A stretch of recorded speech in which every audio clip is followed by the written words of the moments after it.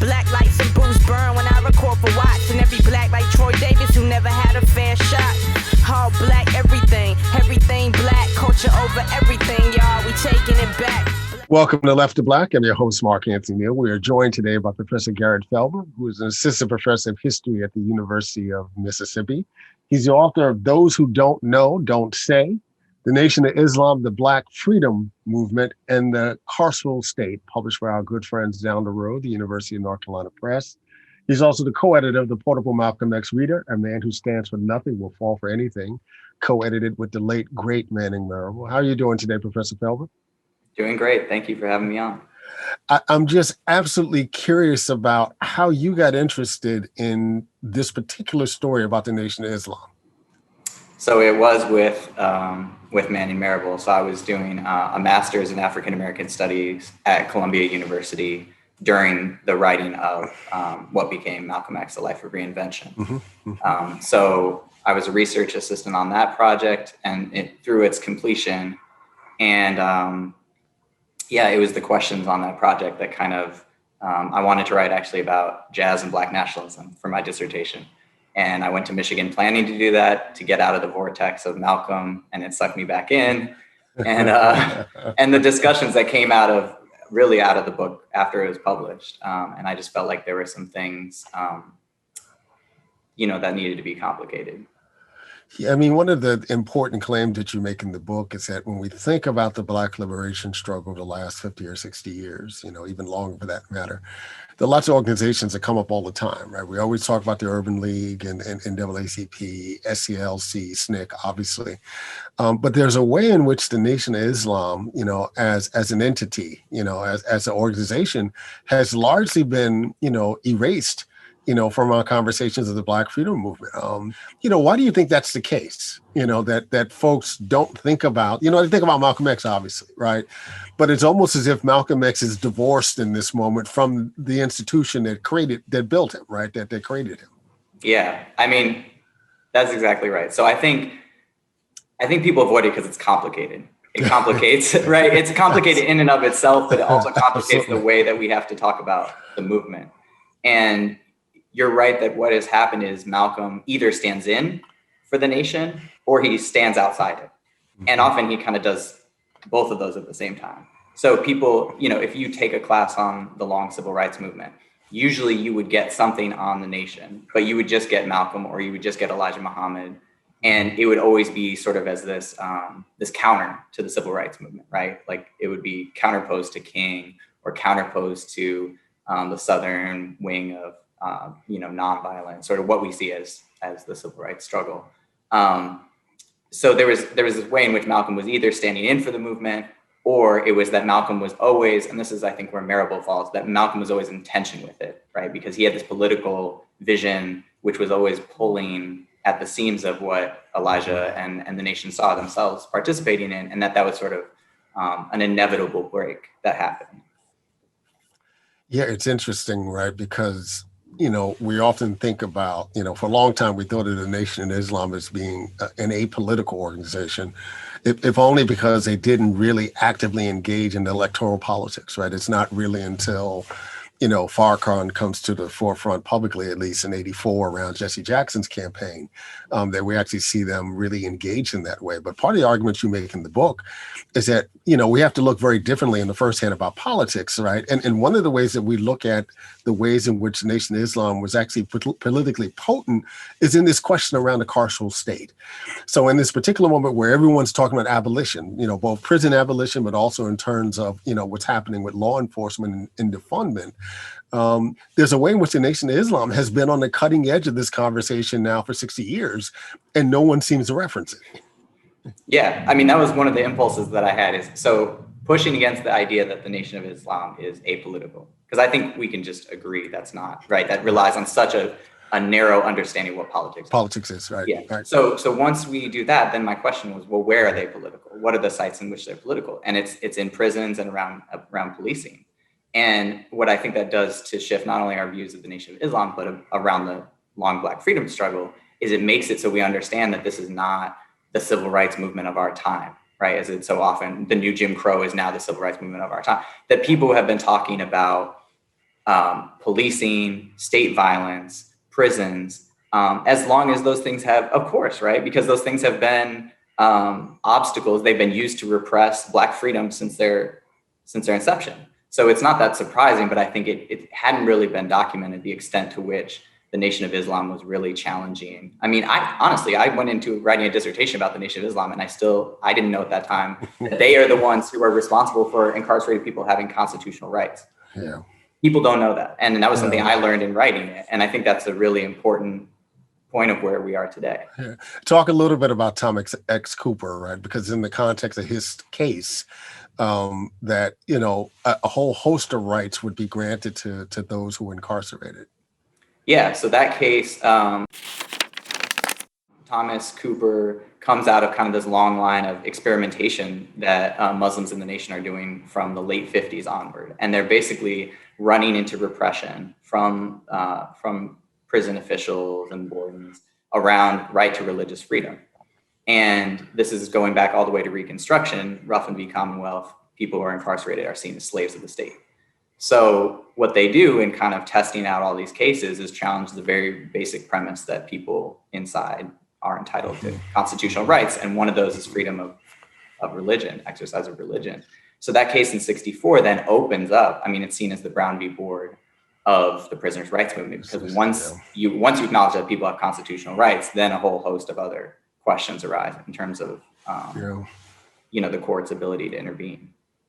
And it's a shrewd move on the part of the Nation of Islam, because at the moment, obviously, when the state is engaged in all kinds of disruptions of the civil rights and emerging Black Power movement, their ability to focus on prisoner rights and religious rights really takes them out of the line of fire in terms of what's happening in terms of folks pushing for, legal desegregation and things of that nature. Yeah. And I think that's actually one of the obstacles to your original question about why they get left out of the civil rights movement, is because we, as historians and in popular history and popular memory, we're taking, I think, too often the Nation of Islam at their word sort of publicly. And they're strategic. Like that's the title of the book, is Those Who Know Don't Say. It's this idea that we're not going to tell you what we're doing because it's not in our interest. So there's all these situations in which the Nation of Islam is saying we are fundamentally a religious, not a political organization. And what I wanted to do is historicize the reasons why they say that. Yeah, I mean, that title, I'd love that title, as someone myself who, has been around the Nation of Islam and even more so around, members of the 5% Nation. There's so much mysticism shrouded in their language and conversations about mathematics and science and all these kinds of things. And it's such a perfect Nation of Islam title for a Nation of Islam book. Yeah. And it's funny too, because I was drawn to Those Who Know Don't Say. And because that to me was the entry point for how are they political, right, but not actually saying they're political. Right. And then I started to think about the first part, which is those who say don't know. And I realized that was as important a story because they're also talking about the way that knowledge formation happens and the way that the state and other people misunderstand them. So they're making this dual claim about we're not going to tell you what we're doing and don't believe what you hear. When folks think about the Nation of Islam, of course, they're based now, have been for a long time in Chicago.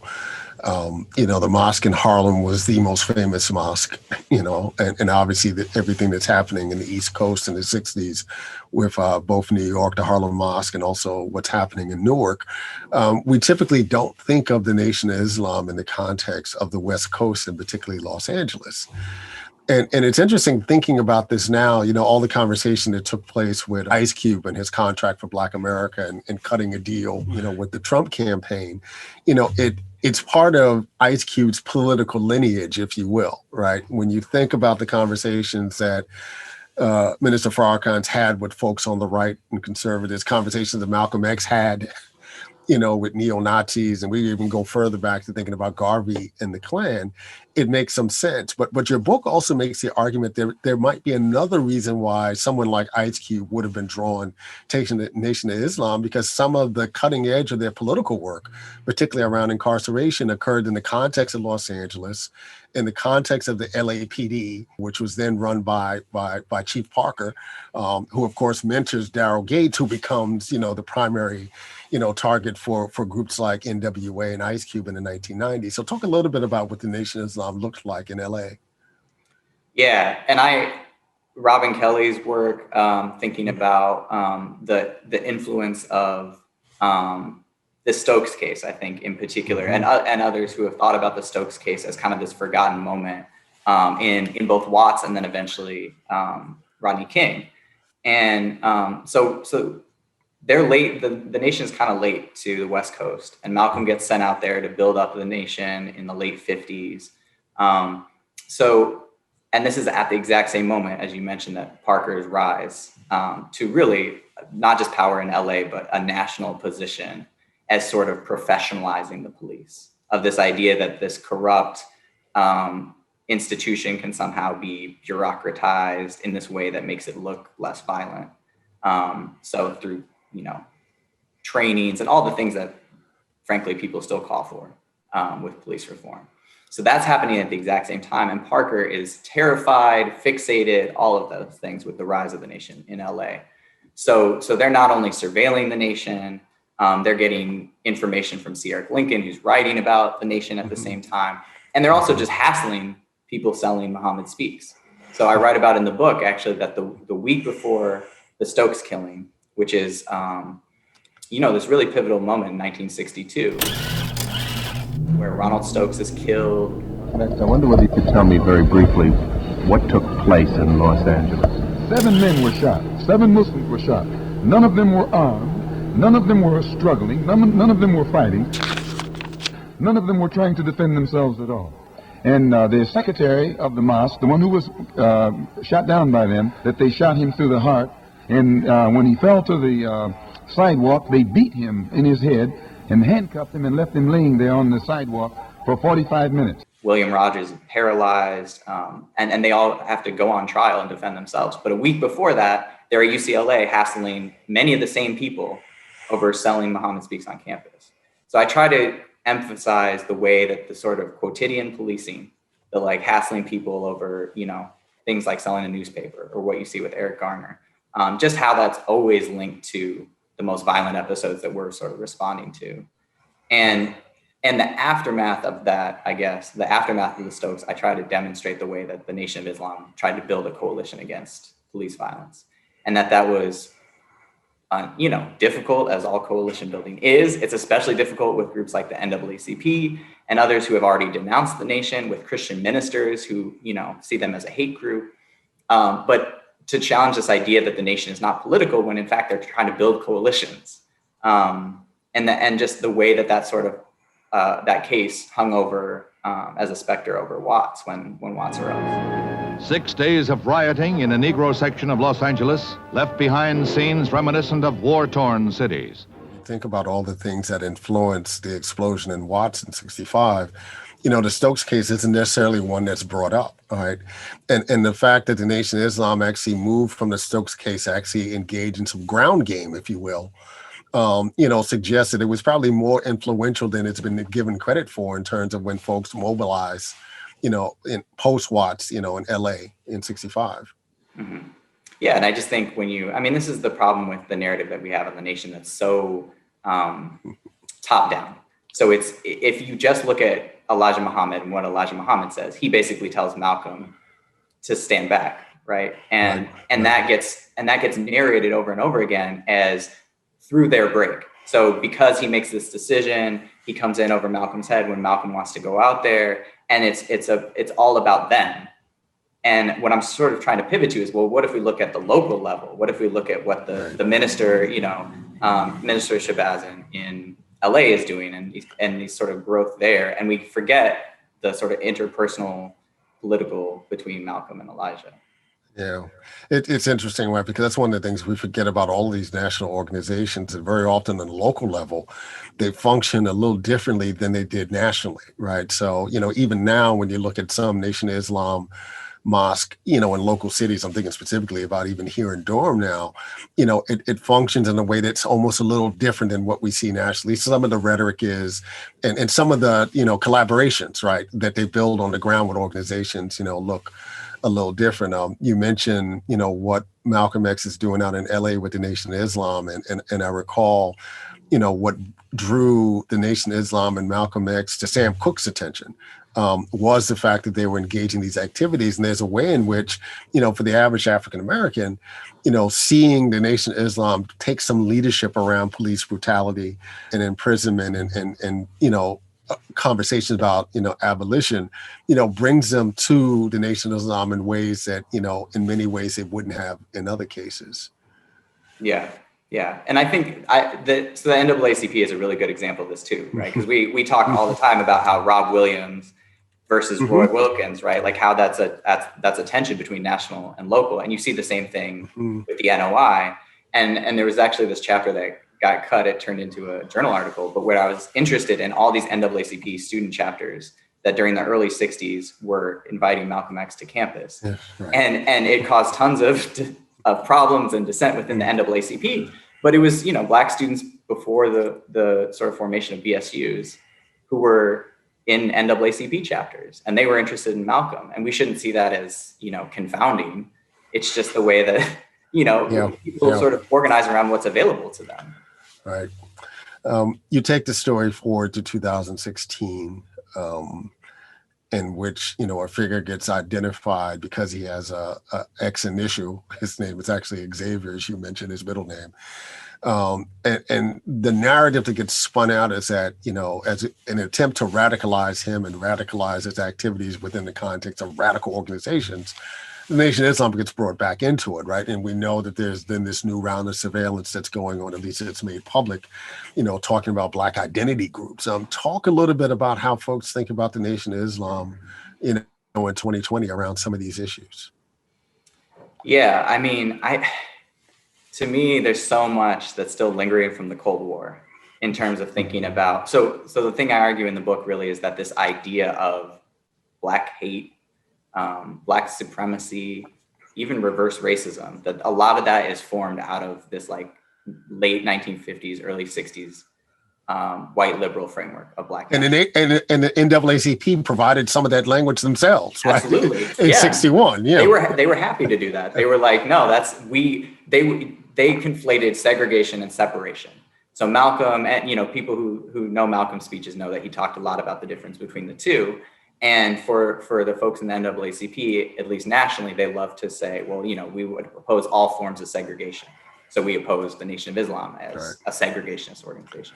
And I just think those echo still today, the way that the X or whatever it is gets mobilized as a real quick shorthand for people to sort of be fearful, to see it as, radical. And I point out in the epilogue too, the way the SPLC and these kind of like liberal think tanks still provide ammunition for that by classifying the Nation of Islam as a hate group, and even, coordinate with the FBI and law enforcement and borrow so much without interrogating where it's coming from. So I think we have a lot of work to do. And people always ask me about like, well, the nation's very different, right? Like there's all this history of the nation that happens after this book, long after this book in 75 with Elijah Muhammad. So it's not to say that this nation is the same as the one I'm talking about, but the understandings of what the NOI is and the way that police and the state use this kind of quick shorthand, I think that's still here. What's fascinating to me, when Jay Electronica finally released an album, Farrakhan's on 3 of the tracks. I was just listening to the new Busta Rhymes album. Farrakhan basically has a 4-minute song on it. How much about what's happening in America today, particularly around Black Lives Matter, and definitely because of the Trump White House, how much of that do you think has drawn the Nation of Islam, or at least the idea of the Nation of Islam, back into vogue, if you will, amongst, Black thinkers and radicals and what have you? Yeah, I mean, I'm not even sure I would say it ever went away. I think it just has a currency, right? It has a currency. I mean, we see it in particular moments, but we could trace it through the 90s, where there's this resurgence in the early 90s around, Ice Cube and and the King and the biopic and Spike Lee. And so, it comes in waves, and it's not, it is relevant. It's not going to go away. And certainly because of the presence that, in hip hop, and through the 5% Nation and all of that, that's going to be constant as well. What's next for you, Garrett?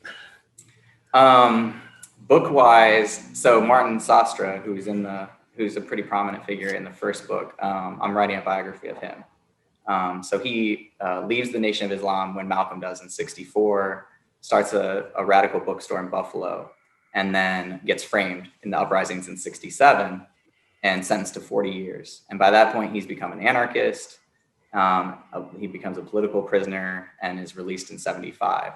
So I'm kind of charting his evolution after he leaves the Nation and moves towards anarchism. We've been joined today on Left to Black by Professor Garrett Felber, who's assistant professor of history at the University of Mississippi. He's the author of the just published Those Who Know Don't Say, The Nation of Islam, the Black Freedom Movement, and the Carceral State, published by the University of North Carolina Press. Thank you for joining us today, Professor Felber. Yeah, thank you for having me on. Black lights and booze burn when I record for Watts, and every black like Troy Davis who never had a fair shot. All black everything, everything black, culture over everything, y'all, we taking it back.